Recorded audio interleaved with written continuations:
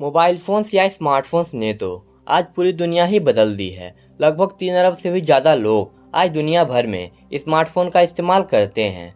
आपको ये जानकर हैरानी ज़रूर होगी कि आपके स्मार्टफ़ोन को बनाने में इस्तेमाल की जाने वाली तकनीक लगभग 2.5 लाख अलग-अलग पेटेंट या लाइसेंस पर निर्भर करती है। यानी ये समझिए कि आपका स्मार्टफ़ोन 2 लाख से भी ज़्यादा अलग-अलग तरह की तकनीक का इस्तेमाल करके बना हुआ है। पर आज हम एक विचित्र परिस्थिति का सामना करेंगे, जिसमें हम जानेंगे कि वास्तव में तब क्या होगा जब हम स्मार्टफोन को अंतरिक्ष में चलाएंगे। तो हेलो दोस्तों, मेरा नाम है हिमांशु और आज की वीडियो में हम जानेंगे कि स्मार्टफोन को अंतरिक्ष में चलाने पर क्या होगा। So let's explore the video topic, what happens if you mobile phone use in space. आप रोज न जाने कितने ही तरह के अलग अलग कार्य अपने छोटे से स्मार्टफोन के जरिए करते रहते हैं। इसमें जरा सा भी संदेह नहीं है कि आज के दौर में ये मोबाइल फ़ोन हमारी बहुत बड़ी ज़रूरत बन चुका है। आपने ज़मीन पर तो अपने मोबाइल को काफ़ी यूज किया होगा और हो सकता है कि किसी हवाई यात्रा के दौरान भी आपने इसे इस्तेमाल किया हो। हालांकि जितना दूर हमारा सेलफोन किसी टावर से जाने में लगता है, उतना ही उसकी रेडियो सिग्नल्स की ताकत भी कम होने लगती है। इसलिए आपको ऊंचाई पर नेटवर्क की दिक्कत होना तो स्वाभाविक ही है।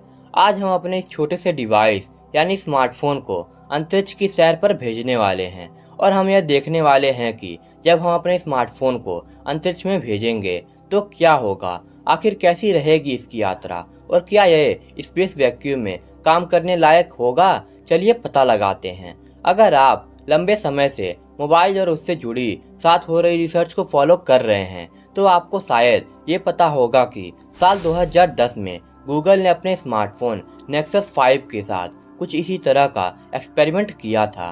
उनकी टीम ने वेदर बलून के जरिए और पैराशूट और पॉलिस्टर बॉक्स के जरिए एंड्रॉयड डॉल और नेक्सस 5 मोबाइल फ़ोन को 1 लाख फीट यानी कि लगभग 30 किलोमीटर ऊपर तक लॉन्च किया और ट्रांसमिटेड जीपीएस के जरिए इसे ट्रैक किया। इस दौरान उन्हें ये पता चला कि लगभग 60,000 फीट की ऊंचाई के बाद जीपीएस ने काम करना बंद कर दिया। पर और ऊंचाई के बाद जब टेम्परेचर 50 डिग्री तक चला गया था तब भी फ़ोन सही सलामत था और उसकी अधिकतम रफ्तार 139 माइल्स पर आवर तक पहुंच गई थी।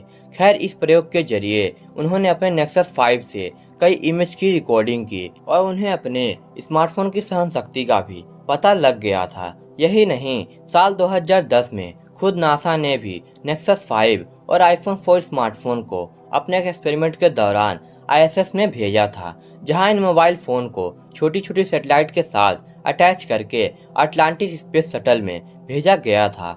इस एक्सपेरिमेंट के जरिए उन्होंने सैटेलाइट में कैमरा, सेंसर, वाईफाई कनेक्शन और डाटा ट्रांसफ़र की सुविधा दी थी, जो इस स्पेस स्टेशन से संपर्क रख सके।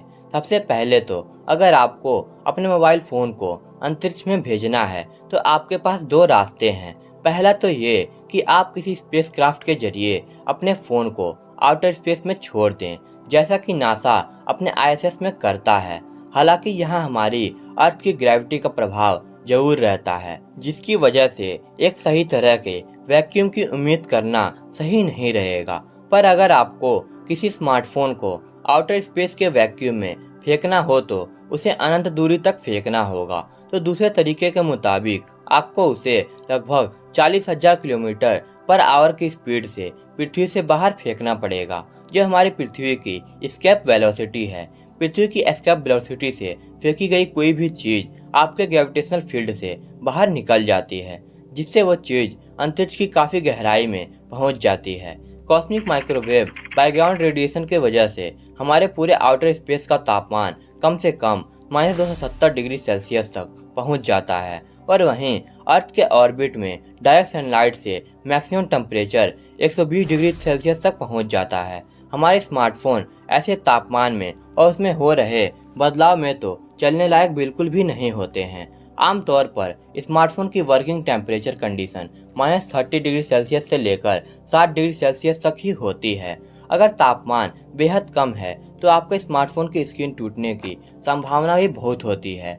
ऐसी स्थिति में हमारे स्मार्टफोन की सबसे बड़ी दिक्कत होती है उसकी बैटरी। इतने खतरनाक तापमान में बैटरी में मौजूद इलेक्ट्रोलाइट में आग लग सकती है, जो उसे नष्ट भी कर सकती है। पर अगर तापमान ज़्यादा भी ना रहा हो तो आपका स्मार्टफोन बड़ी जल्दी ही शट डाउन हो जाएगा। वैसे मैं यहाँ आपको एक बात बता दूँ कि आप अंतरिक्ष में भेजे गए अपने फ़ोन से संपर्क बिल्कुल भी नहीं कर पाएंगे, क्योंकि वातावरण में मौजूद आयनोस्फीयर लेयर पृथ्वी से भेजी गई रेडियो वेव्स को वापस पृथ्वी की तरफ ही रिफ्लेक्ट कर देती है। आपके पास अलग से स्पेशल कम्युनिकेशन सिस्टम होना जरूरी है।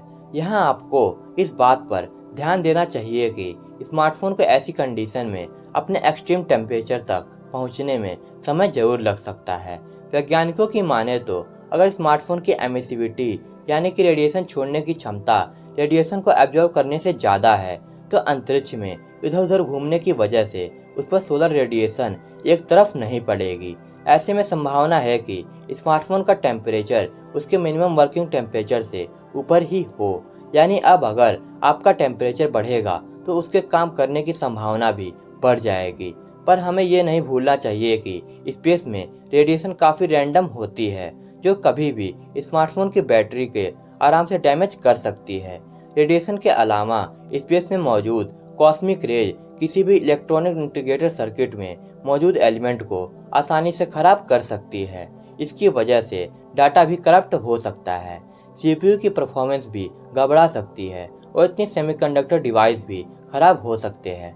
यानी आपका फ़ोन चलने लायक तो बिल्कुल भी नहीं रहेगा। खुद पृथ्वी पर ये कॉस्मिक रेज इलेक्ट्रॉनिक डिवाइसेस के लिए एक बड़ी समस्या बने हुए हैं, जिसके लिए अभी भी कई तरह के उपाय ढूंढे जा रहे हैं। खैर, इन सभी तथ्यों से यही स्पष्ट होता है कि अगर हम अपने स्मार्टफोन को अकेला अंतरिक्ष में छोड़ दें तो उसके जिंदा रखने की संभावना बेहद ही कम है। अगर वो नष्ट ना भी हुआ तो उसका बंद हो जाना तो निश्चित ही है।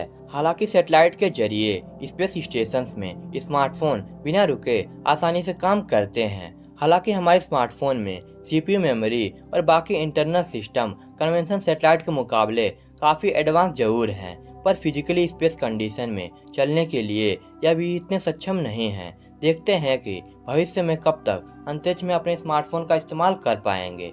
अगर वीडियो से कुछ भी सीखने को मिला हो तो वीडियो को एक लाइक जरूर कर देना और चैनल को सब्सक्राइब जरूर कर लेना, ताकि आपको हमारी ऐसी ही इंटरेस्टिंग वीडियो की नोटिफिकेशन मिलती रहे। Thanks for watching this video. जय हिंद।